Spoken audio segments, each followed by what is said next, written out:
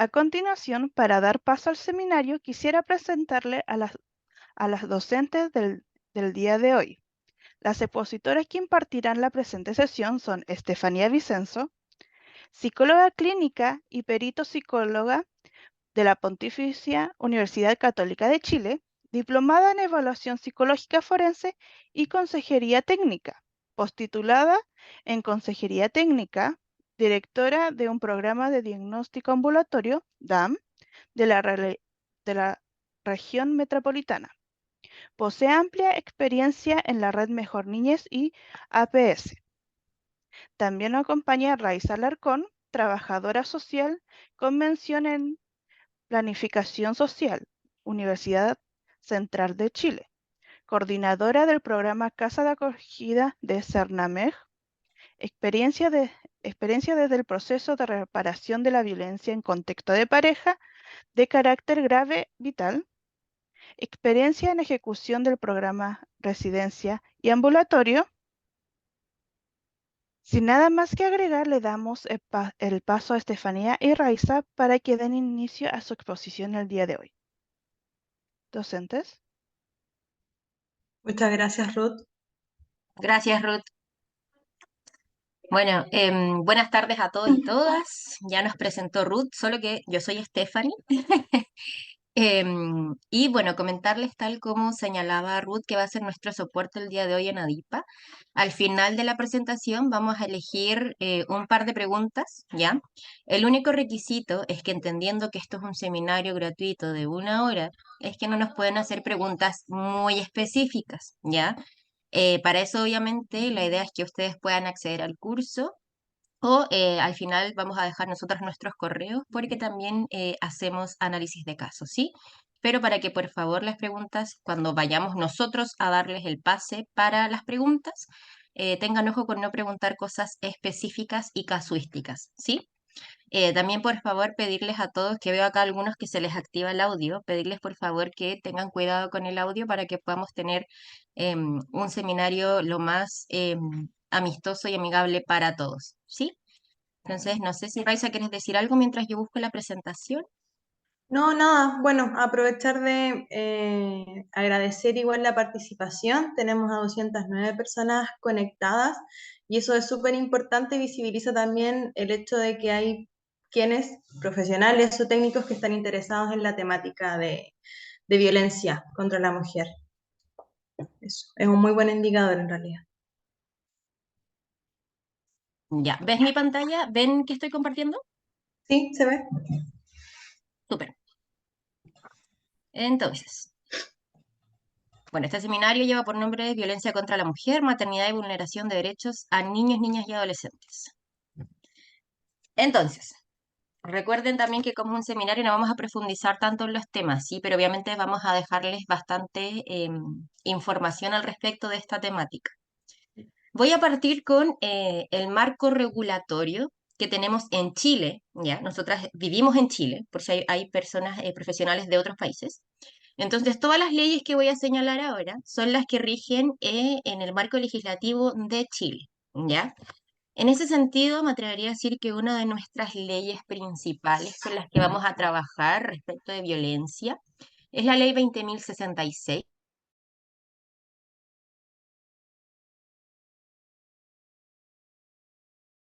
El artículo 5 define lo que es la violencia intrafamiliar en todas sus formas distintas, ¿sí? Entonces, por ejemplo, ¿qué es constitutivo de violencia intrafamiliar en nuestro país? Es todo maltrato que afecte la vida o la integridad física o psíquica de quien tenga o haya tenido la calidad de cónyuge del ofensor o una relación de convivencia con él. Eso podría ser uno de los ejes que incluye esta ley de violencia intrafamiliar. Otro de sus ejes es las conductas que podrían ejercer en el contexto de relaciones afectivas o familiares, ¿ya? En ese sentido es una que es justamente lo que vamos a abordar en este seminario y en el curso que tenemos este viernes y sábado. Em, Justamente estas relaciones, la violencia que se da entre las relaciones afectivas o familiares que pueden cometerse, ¿cierto?, contra la mujer. Acá importante también, que lo destacamos y lo pusimos con negrito. La ley de violencia intrafamiliar, ya, la 20.066 específicamente, también habla de que es una forma de violencia el incumplimiento reiterado del deber de proveer alimentos, ¿ya? O sea que sí es violencia que los padres o madres, dependiendo de quién no tenga el cuidado personal de su hijo o hija, no pague pensión de alimentos por un tiempo reiterado, ¿ya? O sea, que sea una conducta que finalmente una de las dos partes se desligue de lo que implica tener un hijo o hija. Por otra parte, tenemos la Ley 21.484, que tiene que ver con esto que señalaba también la Ley de Violencia Intrafamiliar, em, que se promulgó hace un par de años, ¿cierto? Y es justamente la ley de la responsabilidad parental y el pago efectivo de las deudas de pensiones de alimentos, ¿sí? Pusimos esta ley porque queremos como que se entendiera bien todo el marco legal de lo que se entiende por violencia en Chile a lo menos, y desde ahí obviamente comenzar a explicar más o menos cómo funciona esta red si es que uno es víctima de violencia, ¿sí? Entonces, justamente, en realidad, como dice el nombre de esta ley, lo que quiere es venir a regular y establecer un mecanismo que permita el pago permanente de la deuda de pensión de alimentos para con sus hijos, ¿sí? Por otra parte, la ley 21.565, Raiza, Ya, continúo yo con esta ley, que es una de las últimas leyes que se promulgó en relación a la violencia en contexto de pareja, específicamente en abril de este año, que la ley establece un régimen de protección y reparación integral en favor de las víctimas de femicidio y suicidio femicida y sus familias. ¿Ya? Esta ley tiene como por objetivo principal la creación y fortalecimiento de las acciones efectivas y necesarias por parte del Estado para la atención y reparación integral de las víctimas de femicidio o suicidio femicida.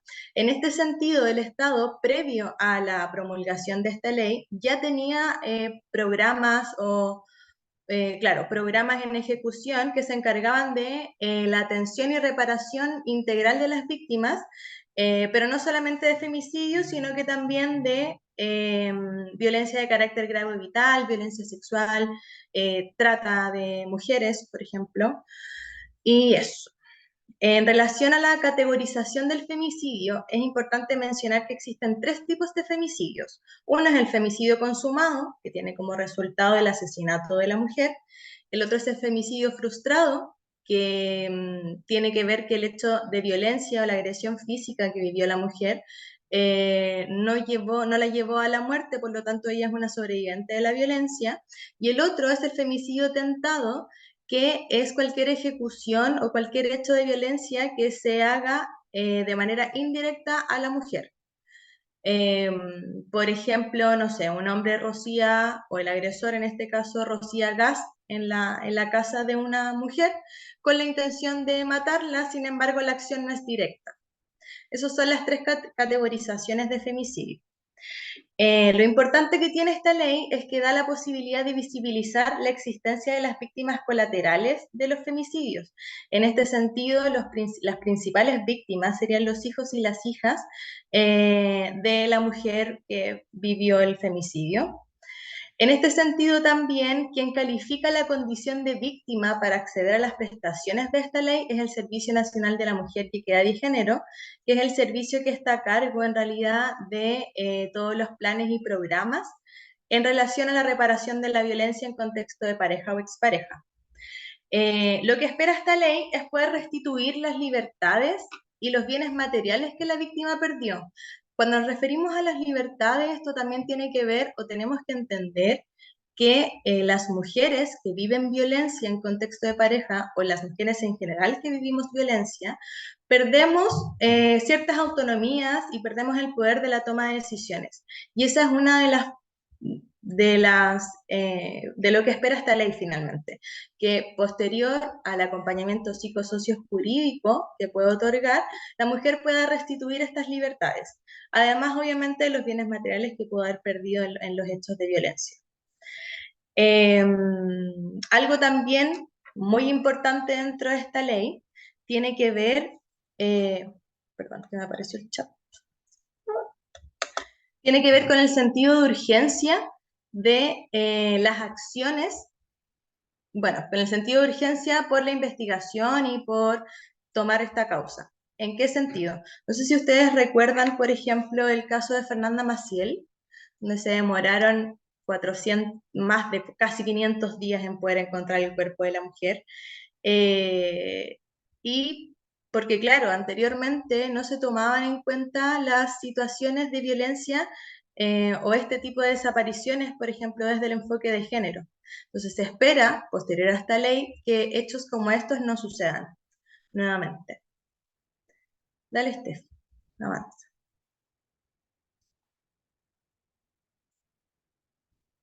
Ya. Otra cosa que otorga esta ley es un aporte económico a las cargas de la víctima, que es hasta los 18 años. Este aporte económico lo puede recibir el padre, que no sea el agresor, o quienes quedaron al cuidado personal de estos hijos e hijas de la víctima, o también la víctima en caso de ser un femicidio frustrado o tentado. Además, existe un fuero laboral de 1 año para las víctimas de femicidio tentado o frustrado. Es importante igual mencionar que ¿por qué yo les estoy explicando a qué es lo que se puede acceder a esta ley? Porque al ser una de las leyes nuevas, muy pocas veces se ha visibilizado dentro de los casos de violencia que van llegando a los diferentes programas. Por lo general se toma la línea de violencia extrema, sin embargo, esta ley nos puede otorgar muchas más garantías y un proceso de reparación eh, quizás más satisfactorio, entre comillas, para la mujer, porque aborda diferentes aristas y no solamente el hecho de la violencia en sí.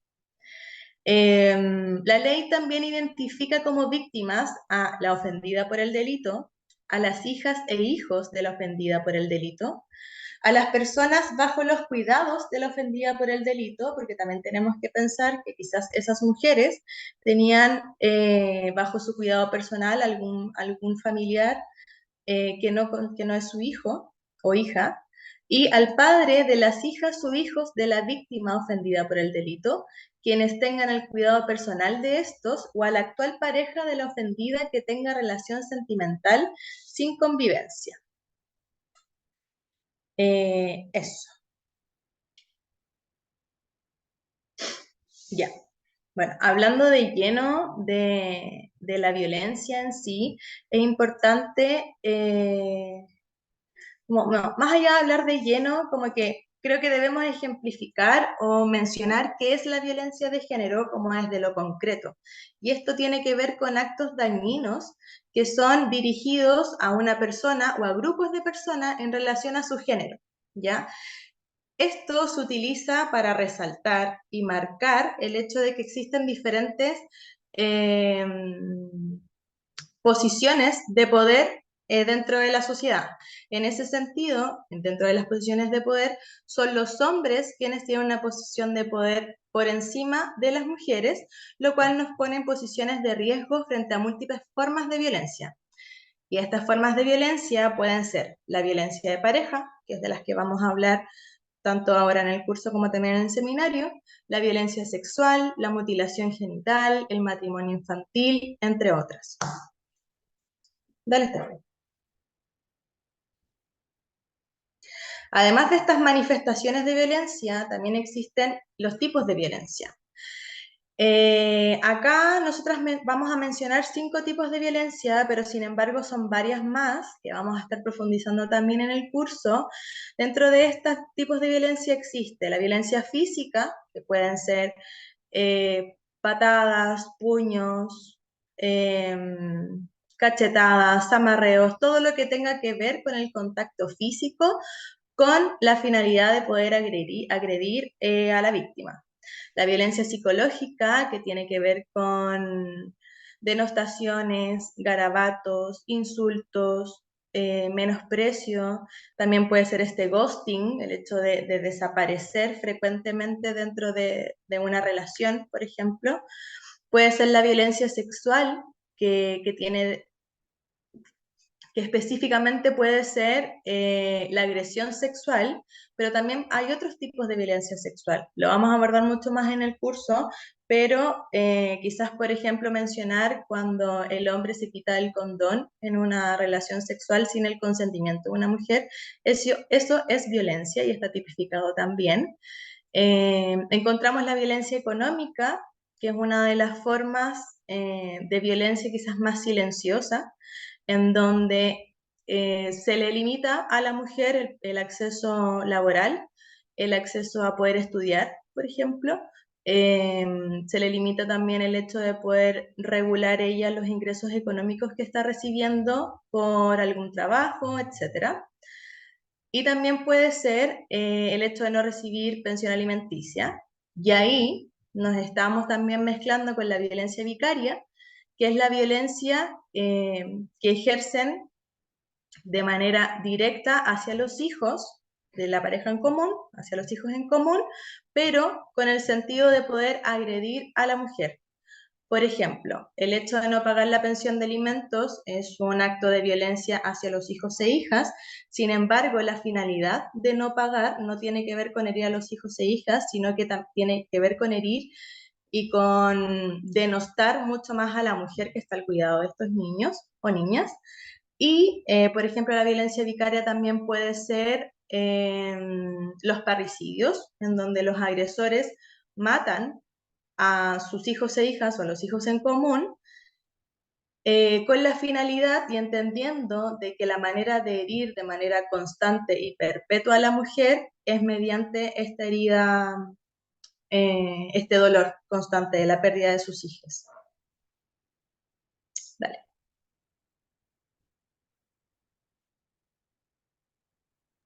Ya. Entonces, ya visto un poquitito más el eje desde la mujer, ¿cierto? Vamos a pasar a lo que tiene que ver de lleno con niños, niñas y adolescentes. Recordar en primera instancia que en Chile, en el año 1990, se ratificó la Convención de los Derechos del Niño, que se estableció a nivel internacional en el 89. Y desde ahí es que nosotros no nos referimos a los NNA como menores, ¿ya? ¿Por qué? Porque la palabra menor hacía alusión como a alguien inferior, entonces hablábamos como desde lo peyorativo del término. Desde esta convención, como los niños son sujetos de derecho, los tratamos como sujetos de derecho, ¿cierto? Entonces, por eso el término es niño, niña, adolescente, NNA. Entonces, tenemos la Convención de los Derechos del Niño, ¿ya? Que es de la UNICEF, ustedes la pueden descargar desde la página de la UNICEF. Eh, es un compendio gigante de muchos derechos que tienen los NNA. Y entonces, ¿qué es una transgresión, cierto? ¿Qué es una vulneración de los derechos? Es cualquier transgresión a los derechos que están establecidos en esta convención que yo les decía. Y estas transgresiones pueden o no ser constitutivas de delito. Eso es acorde a la legislación de cada país. Y obviamente, frente a estas vulneraciones, el Estado, donde sea que se encuentre este NNA, está llamado a realizar acciones que permitan prevenir, reparar, promover, etcétera, para poder restituir esos derechos una vez que se vieron vulnerados. Entonces, por ejemplo, acá, como les decía, ¿cierto? Hay algunas acciones vulneratorias de derecho que son constitutivas de delito.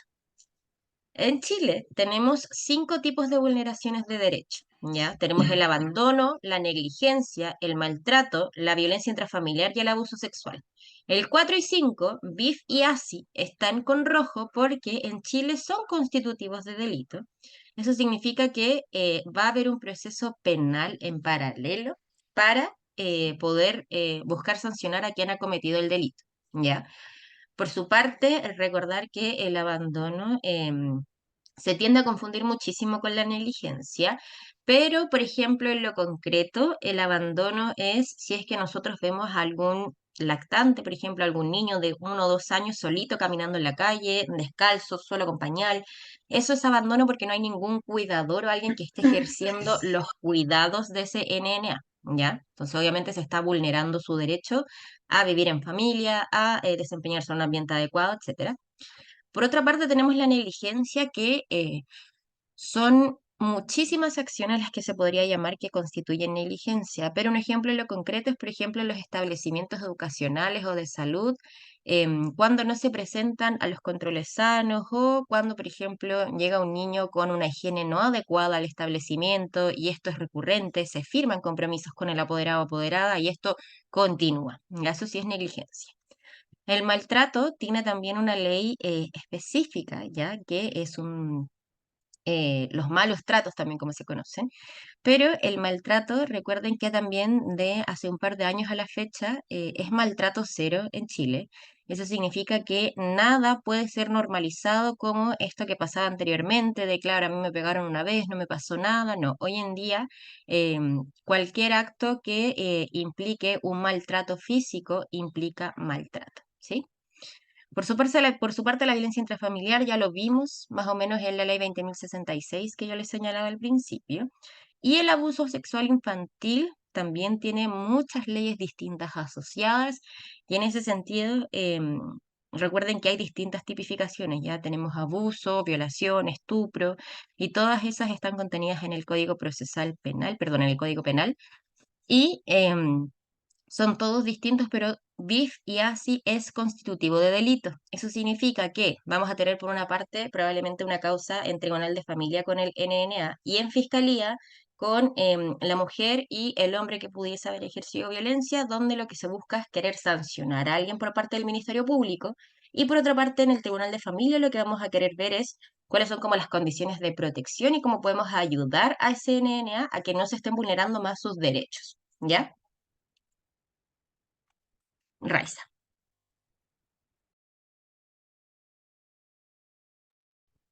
Está sin audio, Raiza. Está sin audio, te iba a decir lo mismo. Ya les dije todo. No, ya, en la violencia en contexto de pareja hacia las mujeres con hijos e hijas tienen consecuencias tanto para las mujeres, como ya lo mencionamos, como también para sus hijos e hijas, porque hay una doble afectación, ¿ya? La mujer recibe el impacto en su rol de mujer, pero también hay unas limitaciones presentes en el ejercicio de la maternidad, porque hay que tener en consideración que la mujer que vive violencia se encuentra en un constante estado de alerta, de miedo, de angustia, y también pueden haber muchas otras situaciones que se generan por la violencia vivida. En este caso puede ser que haya alguna depresión o situaciones que la lleven a no querer estar simplemente. Como que eso sería como en palabras simples. Por lo tanto, el cuidado de sus hijos e hijas puede pasar a un segundo plano porque no logra ver las necesidades ni siquiera de ella, porque está viviendo en un contexto de violencia, como tampoco las necesidades de sus hijos e hijas. Entonces, en este sentido, la situación emocional que causa la violencia de género y también la presión social que vive la madre, no es la que nos facilita para desarrollar una maternidad positiva. Y que también acá es importante pensar cuál es la presión social y entender que hay un sistema patriarcal por sobre las mujeres que nos dice cómo es que debemos ser en cada uno de nuestros roles dentro de la sociedad. Entonces, la mujer debe ser de tal forma como pareja, la mujer debe ser de tal forma en un contexto laboral, y la mujer debe ser extremadamente cuidadora y destinado su tiempo total hacia los hijos e hijas que pueda tener tanto en contexto de pareja o ser madre soltera, en este caso. Entonces, creo que es muy importante y que nunca debemos olvidar, dentro del contexto en el que estemos trabajando, de que sí hay un sistema patriarcal que nos condiciona en todos los roles dentro de la sociedad, donde nos podamos desarrollar, en este caso. Dale, Estef. Ya. Entonces, la violencia vivida se puede visibilizar dentro de las siguientes vulneraciones hacia los niños, niñas y adolescentes. La principal es el hecho de la exposición a la violencia. ¿Por qué lo digo como la principal? Porque es una de las de las que más se visibiliza dentro de tribunales. ¿Por qué? Porque se culpabiliza a la mujer de no salir del círculo de la violencia. Y están estos comentarios por parte de los magistrados, como también de los consejeros técnicos, el hecho de criticar de que, señora, hace 2 semanas la agredió físicamente y usted terminó en el hospital y aún así sigue con él. O sea, usted no está entendiendo y usted no está protegiendo a sus hijos e hijas, dejando de lado toda la vulneración que la mujer está viviendo, solo tomando en consideración la protección de los niños y niñas, ¿ya? También acá puede suceder el abandono, en donde la mujer sale del espacio o del domicilio en común y deja a su hijo o a su hija a cargo del agresor, porque hay que entender que muchas veces las mujeres que viven violencia no tienen redes, no tienen lugares donde vivir y tienen que salir del espacio, y lo mejor que ellas podrían hacer en relación al cuidado de sus hijos es que ellos sí queden bajo un techo. En cambio, ellas lo van a ver por sí solas, entonces van a ejercer como este cierto abandono, que tiene que ver igual, que las mujeres están pensando en el bienestar mayor, que es el de sus hijos e hijas. Otra de las violencias visibilizadas pueden ser los malos o nulos hábitos de higiene. Esto también tiene mucho que ver en el sentido de que si las mujeres no reconocen sus mismas necesidades, difícilmente pueden reconocer cuáles son las necesidades de sus hijos e hijas. Entonces, por ejemplo, en situaciones de depresión o en cuadros depresivos, la persona que lo padece quizás no tiene ganas de bañarse, por ejemplo. Y si ella no lo hace, probablemente mucho menos lo va a hacer con sus hijos e hijas, porque toma mucho tiempo. Ese tiempo que la mujer está totalmente agotada, no hay energía, no hay sentido para nada, o nada te hace sentido, eh, entonces simplemente no se hace, y ahí es donde nosotros empezamos a analizar también como cuáles son las vulneraciones que se van dando. Eso de los malos o nulos hábitos de higiene es una de las cosas que, por ejemplo, los colegios tienen como alerta. Es como, mira, este niño, esta niña está llegando, no sé, con la ropa sucia, este niño, esta niña llega despeinada, no se ha bañado, tiene la cara sucia. Eso ya puede ser un indicador de que algo está pasando en el núcleo familiar, ¿ya? Más allá de que, claro, pueden haber limitaciones en acceso al agua, por ejemplo, pero sí siempre va a ser un indicador de que algo complejo está pasando dentro de ese núcleo familiar.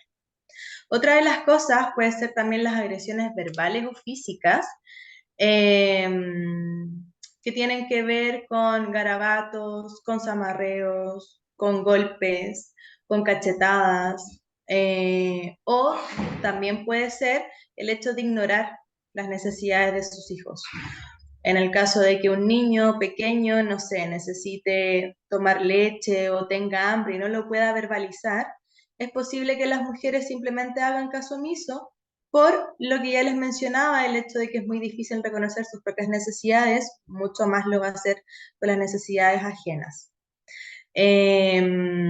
Algo que también mencionaba la Steffi es el hecho de la limitación del acceso a salud, en donde los niños y niñas dejan, por ejemplo, de tener sus controles sanos al día, donde no se acercan a los centros de salud bajo ninguna circunstancia, porque los centros de salud también son entes protectores. Entonces hay que entender que cuando las personas, las mujeres en este caso, estamos viviendo violencia en contexto de pareja, una de las formas de violencia también es alejarnos de nuestras redes, sobre todo de las redes protectoras. Entonces el hecho de salir del sistema de salud, por ejemplo, nos está diciendo de que por ahí nadie nos va a descubrir que estamos viviendo violencia. Nadie va a descubrir que el niño o niña tiene, por ejemplo, hematomas en el cuerpo o tiene como una actitud quizás un poco más depresiva, más introvertida. Y también el acceso a la educación, en donde las madres pueden evitar llevar a sus hijos e hijas a, a los centros educacionales, como también puede estar el hecho de que la mujer, por estar saliendo de su zona de riesgo, de su comuna, de su región, deben migrar a otras regiones o a otras comunas en donde se limita también un poco el acceso a la educación porque hay que nuevamente revincularlos a los centros educacionales y eso también puede constituir un delito, porque estás limitando el acceso a la educación, pero tiene como base los hechos de violencia que la mujer está viviendo y que por lo tanto debe salir del espacio. ¿Ya? Como les mencionaba, entendemos que el sistema patriarcal asume a las madres como principales cuidadoras y responsables de la crianza de sus hijos e hijas, y estas vulneraciones de derechos recaen socialmente sobre la madre que vive o ha vivido la violencia en contexto de pareja o expareja también. Dale. Me gustaría agregar algo a lo que señalaba Raiza de, por ejemplo, los hábitos de higiene. Que claro, o sea, como bien decías y como yo también señalaba en los ejemplos anteriores, muchos colegios, o sea, en realidad es porque es lo que más se ve, ya no es como que obviamente estemos diciendo que todos los colegios pasa Claro. esto, pero lo que más se ve en la práctica es que, por ejemplo, claro, o sea, empiezan a ver como estas alertas, ¿cierto? Como que hacen compromisos y no se cumplen y siguen haciendo compromisos, etcétera.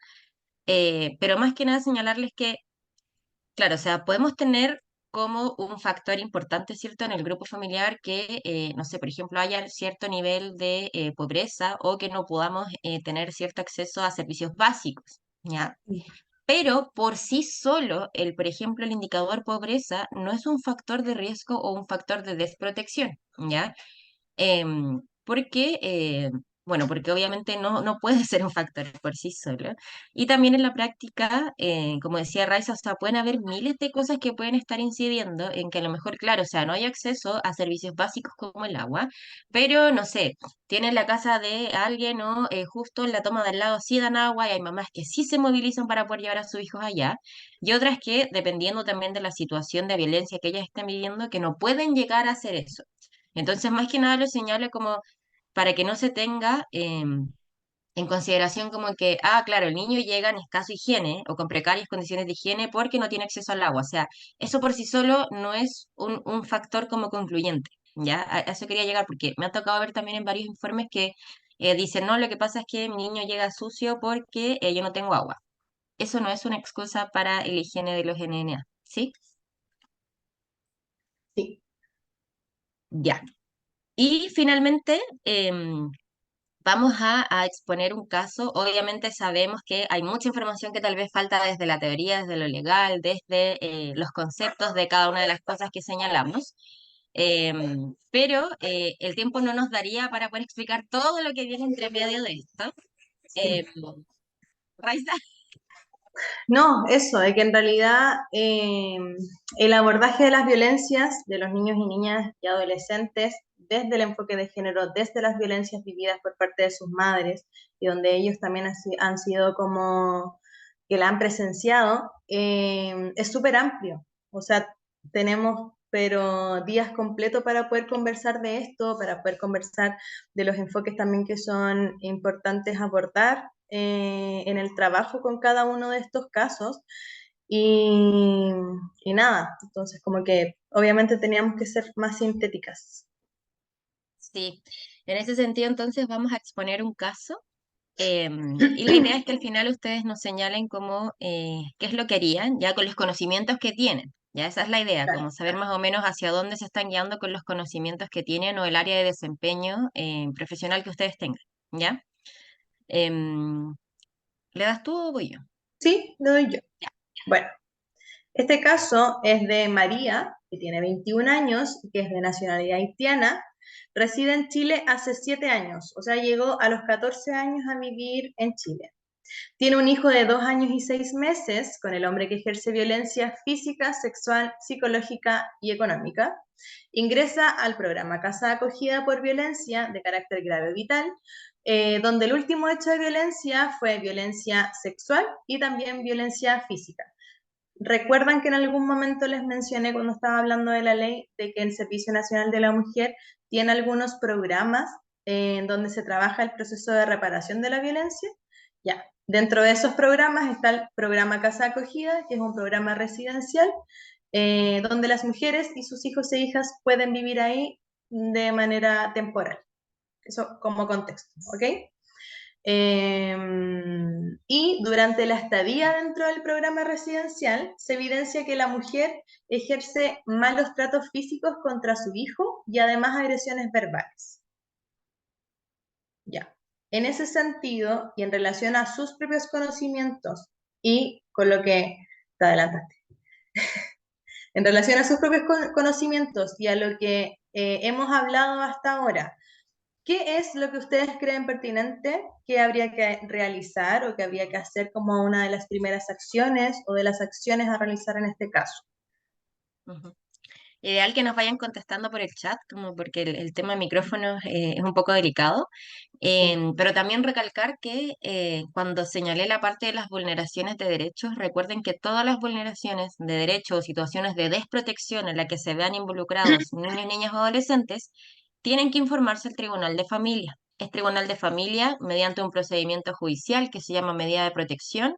¿Quién puede decir, vamos a hacer esto otro, vamos a pedir estas pruebas, vamos a solicitar medidas cautelares, por ejemplo, que el agresor o el papá o la mamá no se acerquen al niño a 200 metros o al colegio, al lugar donde vive, que saque todas sus pertenencias del domicilio, pero se hacen muchísimas cosas como siempre en tribunal de familia, ya que es quien va a estar a cargo de la situación proteccional de este niño, niña, adolescente.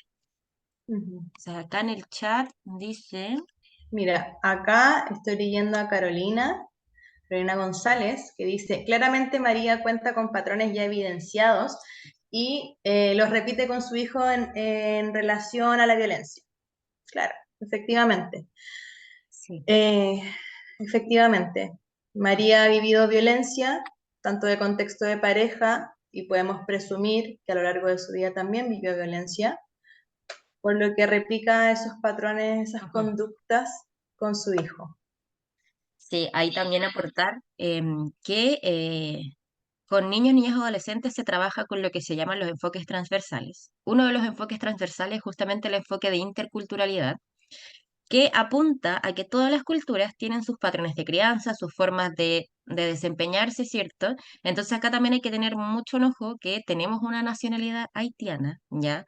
Entonces obviamente hay que entender que sus patrones, sus estilos de crianza son distintos a lo que nosotros tenemos en Chile, ¿ya? Yo sé que también a veces, muchas veces, los medios de comunicación masivos exponen como lo peor, ¿cierto? Etcétera, pero comentarles que hay muchísimas leyes que protegen y vienen a resguardar a los niños, niñas, adolescentes, entonces sí estamos bien avanzados en Chile respecto de eso. Entonces, por eso hay que tener muy en consideración el enfoque intercultural en este caso, y también que es un caso que ya está en casa de acogida, ¿ya? ¿Por qué? Porque hay alguien que nos decía que es un caso de derivación a PPF, ¿ya? Pero no es perfil PPF, porque PPF, recuerden que como en esta pirámide de complejidad, el PPF ve casos de mediana a, o sea, de baja a mediana complejidad, y este es un caso que ya es grave, porque ya está en casa de acogida, ¿sí? Entonces, por eso no sería perfil PPF. Claro. Em, Eh, aquí Dice que en la tengo casa de acogida hay psicólogas infantiles que apoyan el desarrollo de habilidades y la afectación emocional a los NNA que ingresan. Sí, lo quería dejar un poquito para después, pero sí. Tiene razón Francisca, creo que puso esa, sí, Francisca Segovia, comenta de que, claro, de que en la casa de acogida se cuenta con una profesional que es una psicóloga infantil, pero sin embargo, por orientaciones técnicas, la violencia que viven los niños y niñas de manera directa por parte de sus mamás no es trabajada dentro del programa. O sea, es uno de los nudos críticos que puede tener programa Casa Acogida. Además de eso, en temas estructurales y contractuales, la psicóloga infantil tiene solamente 22 horas laborales y los cupos por niño son 15 niños por casa. Cero posibilidad de poder hacer una reparación como es necesaria, por ejemplo, en este caso. Sí. Sí, bueno, acá también dice harto lo de la medida de protección. Efectivamente, acá habría que levantar una medida de protección, ¿cierto? ¿Por qué? Porque tenemos que, si bien para estar en la casa de acogida, ¿cierto? Hay una situación con la mamá, también ahora tenemos una situación con el niño, ¿ya? Entonces, en ese sentido, sí tenemos que darle aviso al tribunal de que está pasando esto.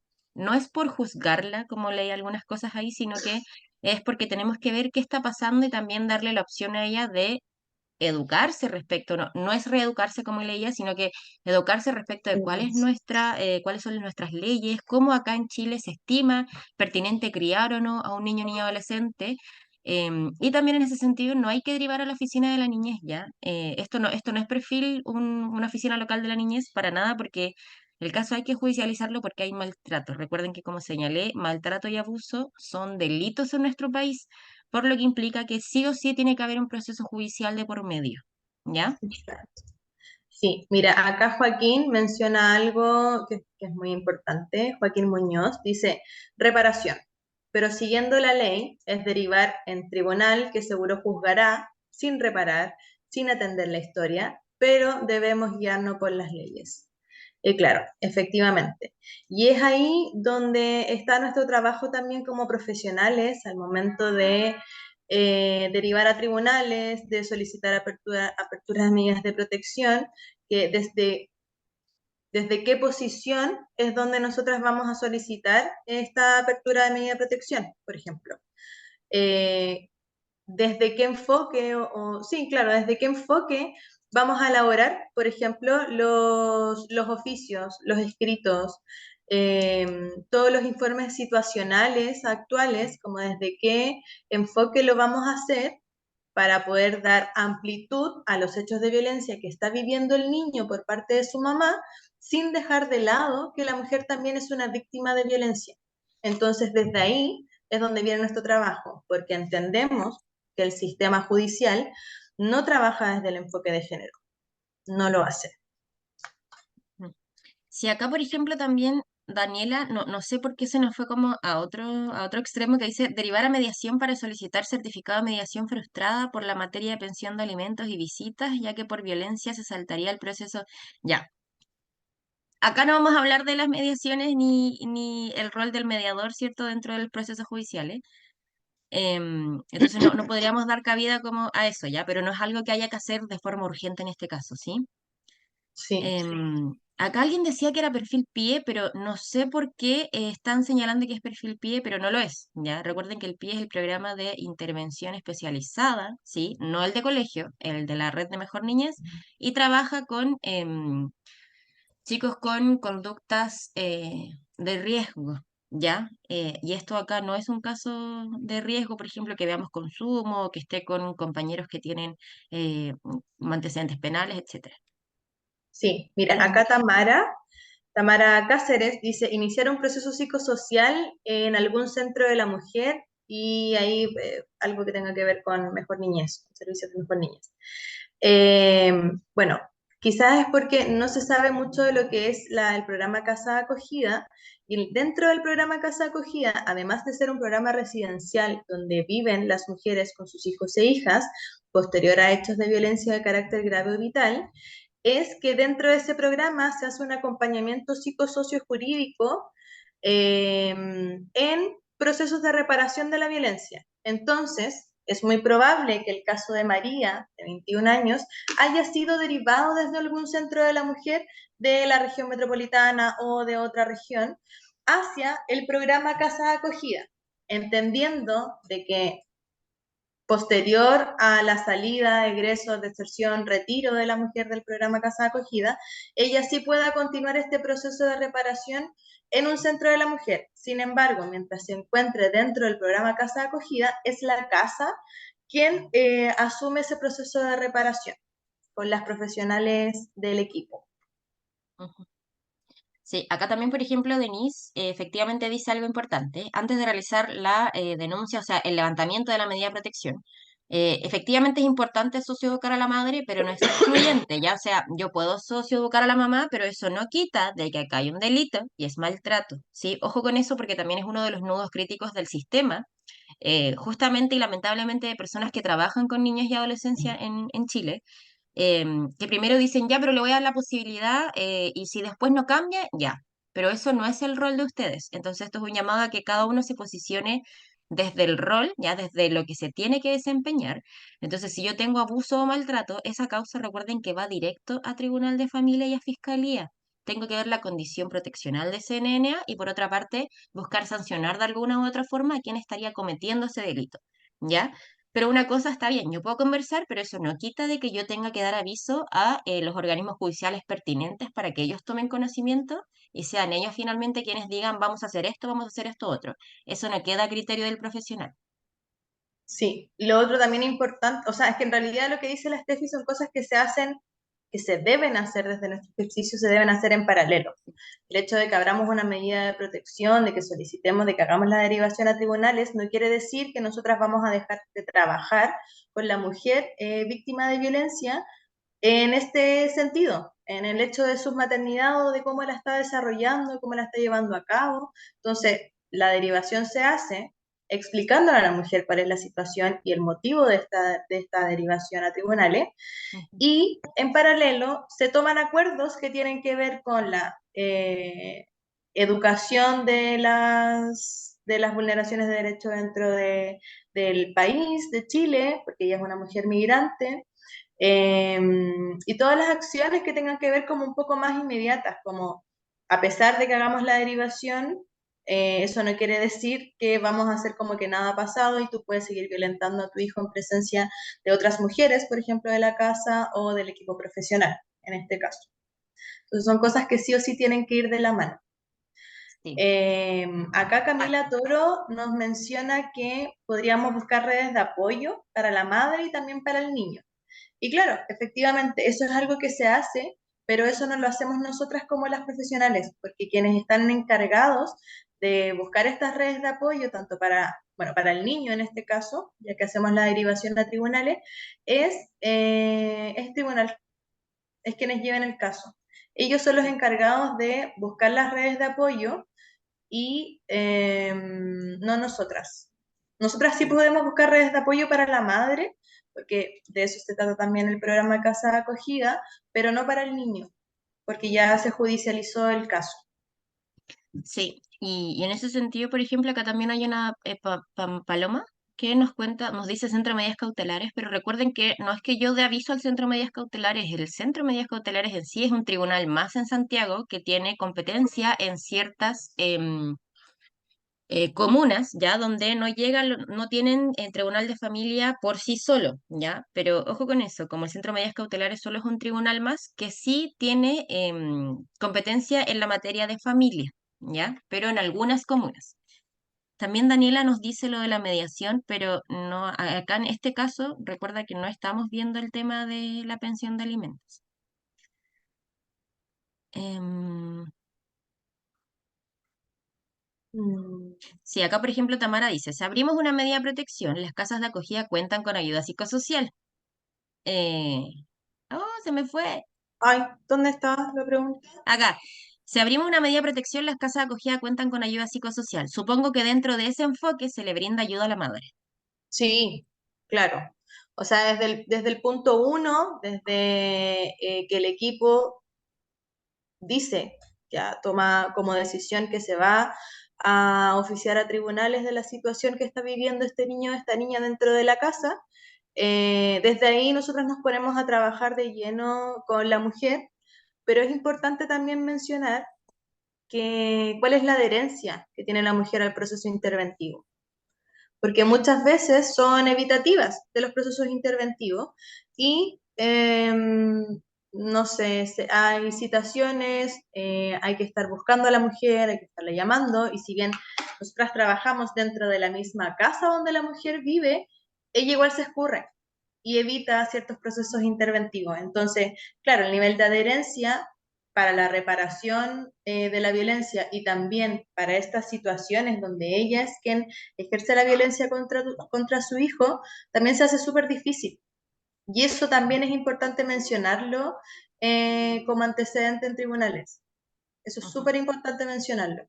Porque cuando hay una adherencia al proceso interventivo, nos está dando un indicador de que hay cierto interés, claro, cierto interés de poder restituir esta relación con su hijo o con su hija, pero cuando las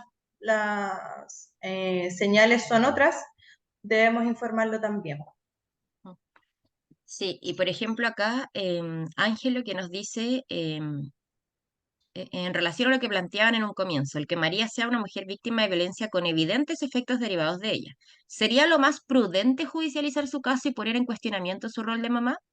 Ojo ahí, porque aquí vuelvo a lo que mencionaba como hace un rato. Una cosa es nuestro como pensar como profesionales respecto del caso y otro es lo que estamos obligados por el artículo 175 del Código Procesal Penal, ¿ya? Donde nos obligan a realizar denuncias en casos constitutivos de delito como maltrato y abuso.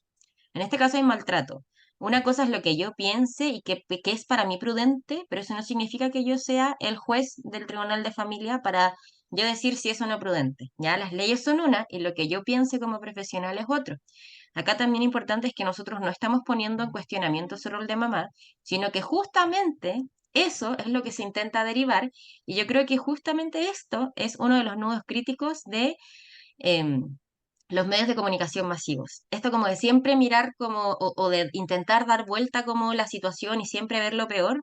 Acá no es que en las causas de familia nosotros queremos cuestionar y quitarle a los niños a todas las mamás, ni nada de eso que sale como en la tele o en las redes sociales, sino que justamente lo contrario es poder restituir los derechos vulnerados. Dentro de esos está, por ejemplo, el derecho a vivir en familia, y yo tengo que darle la posibilidad por la Convención de los Derechos del Niño, yo tengo que darle la posibilidad al adulto responsable de poder fortalecer sus competencias parentales, de poder intentar de alguna u otra forma regirnos también y aprender a cómo es que se espera que en Chile se cree un niño o niña adolescente, ¿ya? Pero esto siento que da mucho más como para conversar desde el ámbito más personal, pero ojo ahí, Ángela, recuerda que una cosa es la ley, otro la objetividad del profesional, la subjetividad del profesional. Eh, pero justamente lo que queremos es no cuestionarla, es ayudarla. Esa es la idea, ayudar.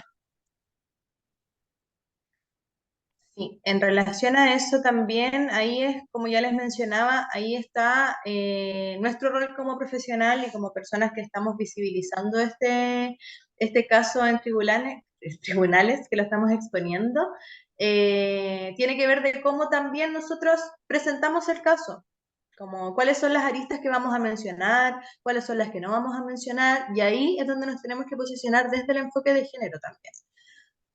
Como que eso es algo muy, muy importante. Sí. Lo mismo que también dice Tamara, como de lo mismo que hablábamos recién. O sea, claro, pero de nuevo voy a lo mismo, como si lo judicializamos y no prestamos ayuda, claro que hay que prestar la ayuda a la mamá. Recuerden que siempre lo ideal es que entiendan que esto es un proceso para que alguien los esté monitoreando y puedan ellos también de alguna u otra forma adherir obligatoriamente a algún proceso que les permita fortalecer competencias, reparar daños, etcétera. ¿Qué más? Claro. Trayectoria profesional. Mira, acá Francisca Segovia, por las cosas que leí antes, ella también trabajó en una casa de acogida y ahora menciona que está trabajando en un CARI y que es sumamente difícil encontrar colegas de infancia que logren abordar los casos con perspectiva de género. Y eso también es un punto crítico, es un nudo crítico que tenemos, porque quienes trabajamos la violencia de género dudamos muchas veces si debemos alertar de estas situaciones de violencia que están viviendo los niños, niñas y adolescentes, porque sabemos que son muy pocos los colegas y son muy pocas los profesionales dentro de tribunales que trabajan desde la perspectiva de género. Entonces ahí viene también este cuestionamiento que nos decía la Steffi, que es como personal, de decir así como, ya, pero esta mujer está viviendo violencia, como que yo lo entiendo. Claro, nosotros lo entendemos como profesionales, pero eso no quiere decir que no haya un delito detrás. Entonces, desde ahí también viene la importancia de poder abordar todos los casos desde el enfoque de género. Todos, todos, absolutamente todos. Sí, bueno, voy a avisar qué es lo que... ya, entonces, ¿qué hacer? Ya vamos a hacer como para poder dar una ronda de preguntas, porque ya Sí, son las 9. ya. Efectivamente, activar una medida de protección, ¿cierto?, para el niño. La permanencia dentro del programa Casa de Acogida con todas las aristas que nos acaba de señalar Raiza. Y acá muy importante también, yo creo que lo que decían harto en el chat, trabajar desde un enfoque de género, ¿ya? Que es una de las cosas importantes y que también vamos a ver en el curso, obviamente, con mayor profundidad. Claro. Ahora, bueno, comentarles que acá les dejamos un teléfono que puede ser de ayuda si es que han vivido o están viviendo alguna situación de violencia. El teléfono 149 es el fono familia de Carabineros. Es un fono exclusivo con personal capacitado para poder responder y responder también de forma oportuna. Ya no hay una lista de espera así como cuando uno llama al 133, sino que se le da prioridad a todo lo que tenga que ver con niñez y adolescencia. ¿Raiza? Sí, y también el 149 también, claro, tiene énfasis en niñez y adolescencia, sin embargo, también se puede llamar en caso de que estén viviendo violencia en contexto de pareja, se puede dar.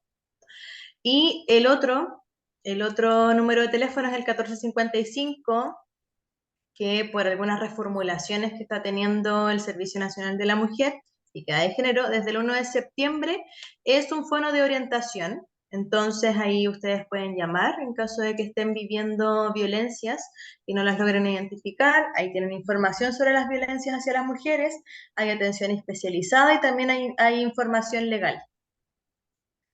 Dale. Sí. Entonces, ya. Entonces, esto y más, obviamente que podemos conversar con muchísima más, sin preocuparnos tanto de la hora, lo pueden encontrar en el curso Violencia contra la Mujer, abordaje interdisciplinario desde los enfoques transversales en niños, niñas y adolescentes, ¿ya? El curso es este viernes de 6 a 10 y el sábado de 9 a 1. Y acá les dejamos nuestros correos electrónicos, no sé si se ven, Raiza. Sí. ¿Sí? Sí se ve. Acá les dejamos nuestros correos electrónicos y ahora vamos a dar el pase como a que realicen algunas preguntas en el chat. Nosotros las vamos a elegir, obviamente no necesariamente del caso, pero tampoco de casos particulares que tengan ustedes, para poder resolverlas para que luego puedan realizar el sorteo del curso. ¿Sí? Claro, quizás pueden ser preguntas en relación a la información que les entregamos como base de la violencia eh, hacia las mujeres y el abordaje de niños y niñas y adolescentes. Sí. Y todas las preguntas que tengan que ver con lo técnico fue señalado al principio del seminario, ¿sí? El curso queda grabado, sí, el curso nosotros queda todo grabado, entonces lo puedes comprar y después revisarlo. Te queda en tu plataforma. Sí, el curso queda Eh, grabado. sí. Ingrid, levantó la manito. Vamos a reactivar el audio. Le doy el paso a Ingrid para que pueda hablar. Hola, buenas noches. Hola, Ingrid. Hola, Primero que todo, felicitarla. Muy bien interpretado, digamos, todo lo que muy claro también. Se entiende súper bien. Tengo una duda con respecto a la violencia vicaria. Por ejemplo, en ujú, el caso de una mujer que ha hecho denuncias perdón, eh, ha tenido denuncias anteriormente por violencia intrafamiliar, pero paralelamente ha pedido la pensión de alimentos. Y ha sido, por ejemplo, esta mujer ha sido amenazada, en este caso, por el papá de los niños, que la va a denunciar por vulneración de derechos. Eso se puede considerar como violencia vicaria, obviamente siendo algo que no es así, que no tiene fundamento. ujú. Bueno, habíamos mencionado con la Steffi de que no íbamos a responder nada que tenga que ver con casos específicos que ustedes estén trabajando quizás en su ejercicio profesional, pero claro, lo que tú me mencionas sí es violencia vicaria. Ella sí lo está viviendo. Quizás podríamos ahondarlo quizás por correo, que nos puedas hacer Sí, llegar el caso. sí, en los casos como más específicos nos pueden escribir a los correos que les dejo acá. Nosotros hacemos asesorías obviamente personalizadas. Ujú. Entonces saquemos algunas de acá del chat tal vez. Mira, acá de hecho hay una pregunta súper puntual. Dice, ¿el femicidio tentado es como de pensamiento y no de acción? El femicidio tentado es de pensamiento y no de qué. De acción. No, el femicidio tentado es una acción no directa. como el ejemplo que les mencioné. O, por ejemplo, los agresores que incendian la casa de la mujer, de su pareja o de su expareja. Y la acción, claro, la acción es quemar la casa, pero la finalidad de esto es asesinar a la mujer. Ese es el femicidio tentado, ¿ya? Cuando la acción no es directamente hacia la mujer, no es un golpe, no es un disparo, no es eso, sino que son acciones que tienen como intención la muerte de la mujer. Esa es la Sí, definición en realidad, o un poco más ejemplificado. sí, igual recuerden que también el otro ejemplo que había dado Raiza es, por ejemplo, un papá que ingresa, no sé, que está en el hogar y deja dado el gas. Ya, o sea, ahí hay una acción también, y finalmente lo que él quiere es que fallezca la mujer y los niños, o sea, está dando el gas con un claro propósito. Como dice acá, claro, acción cuya finalidad es la muerte de la mujer o de los niños. Ya. Susana, ¿le damos el pase a ella? ¿Sí? Se le dio el pase a Susana. Hola, buenas tardes, excelente, me encantó todo esto, es un aprendizaje, así que agradecida, muy agradecida. Mi pregunta es, ¿qué medida aplica la Defensoría de la Niñez cuando son vulnerados sus derechos? Ya, pero ¿cuál es tu pregunta en concreto? Porque la Defensoría de la Niñez, ay, perdón, que están mis guaguas ahí ladrando. Em, ¿Cuál es tu pregunta en concreto? Porque la Defensoría de la Niñez es un organismo público, ¿cierto? Estatal, que justamente lo que quiere es defender los derechos de los NNA. Pero ¿cuál es tu pregunta en concreto? Concreto que cuando llegan por ejemplo, a la Defensoría sentimos que igual se sienten vulnerados cuando empiezan, por ejemplo, los interrogatorios solos y sentimos que igual de alguna manera se vulneran porque las situaciones que, por ejemplo, un abuso sexual. Ya, pero espérame, ahí yo creo que tenemos una confusión de roles. ¿A qué te refieres cuando ingresan a la Defensoría solos? Yo creo que no es eso, eso es familia o fiscalía. Ya, por ejemplo, en este caso una fiscalía que no Ya, ahí quería es distinto. un caso específico. Quería ver, por ejemplo, un abuso sexual, llega a la Defensoría o a la Fiscalía en este caso, Ya, y son vulnerados sus derechos como ya, es niños. que, ya, sí, no, es que espérame, es que ahí hay dos términos, o sea, la Defensoría de la Niñez, nada que ver acá. Cuando hay Sí, un abuso, existe el Ministerio Público, que es la Fiscalía, y por otra parte el Tribunal de Familia. En Fiscalía te riges por la ley 21.057, que la vamos a ver en el curso, que es justamente la ley de entrevista video grabada. Entonces, eso de ya la revictimización o victimización secundaria que se daba con los niños, niñas y adolescentes dentro de ese contexto de violencia o de o sea, de maltrato o de abuso, ya no se da, y para eso hay protocolos y hay profesionales capacitados y especializados en las entrevistas videograbadas, ¿ya? Es distinto, pero por eso, ojo con el concepto de Defensoría de la Niñez, porque no es que todos los casos se vayan a la Defensoría, ¿ya? La Defensoría es un organismo que hace otra cosa, ok, muchas gracias. ¿ya? Ya. Raiza, ¿quieres responder alguna otra pregunta?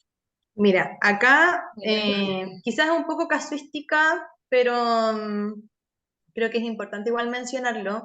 Dice, pregunta si hay alguna casa de acogida o albergue al cual pueda acudir una mujer víctima de violencia en caso de emergencia. Si la mujer es víctima de violencia, sí puede acceder a un programa casa de acogida, pero solo si la violencia es de carácter grave o vital. La forma de poder reconocer si la violencia es de carácter grave o vital es generando, por ejemplo, una denuncia en fiscalía, acercándose a la comisaría, en donde se aplica como una ficha, un cuestionario, o algún centro de la mujer de la comuna donde viva la mujer víctima de violencia, para ver si es que califica dentro de este nivel de violencia y pueda ser derivada a los programas como específicos. Sí, acá yo voy a responder la última, que dice, si una madre no tiene estabilidad económica, autonomía laboral para mantener a un Autapuir, hijo, sí. ¿vendría siendo una vulneración de derecho por sí sola? No. Recuerden que como yo les decía, la situación, por ejemplo, más extrema de pobreza de alguien, por ejemplo, que vive en un campamento, que no tiene acceso a los servicios básicos, eso no es una vulneración por sí sola. Entonces se tienen que ver todos los otros todos los otros factores, porque yo no puedo decir que tú estás vulnerando a tu hijo porque no logras encontrar estabilidad emocional. O sea, perdón, estabilidad laboral. Sí.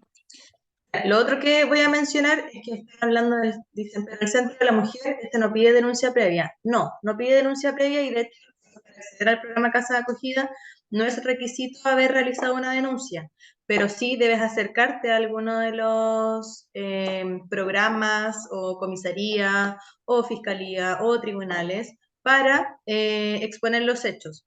Lo ideal sería que hubiera una denuncia, pero en caso de que la mujer así no lo quiera, no es obligación ni requisito. El proceso de reparación se puede vivir igual. Sí, hay algo importante porque aquí también es donde se nos dan como que chocamos, porque si fuese un niño que a mí me lo está develando, sí es obligatorio por el artículo 175 del Código Procesal Penal, pero no así para mayores de 18. Entonces acá también es donde topamos muchas veces, y tanto las leyes como los profesionales y los programas, aquí yo creo que es donde más se usa como el tema del criterio profesional El criterio y cómo profesional. poder ayudar finalmente. Exacto. Sí, bueno, entonces, bueno, acá les vuelvo a dejar como esta diapo donde están nuestros correos en caso de que necesiten dudas más casuísticas. Y le damos el paso a Ruth.